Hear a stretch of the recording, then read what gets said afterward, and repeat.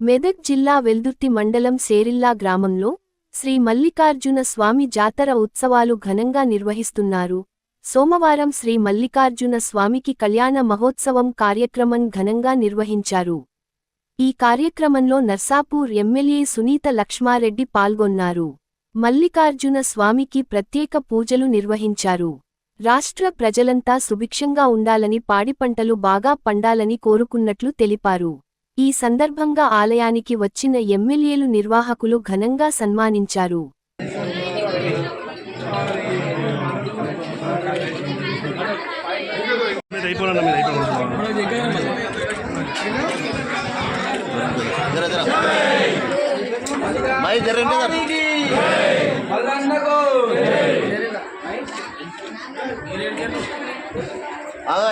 Ashoka Nagar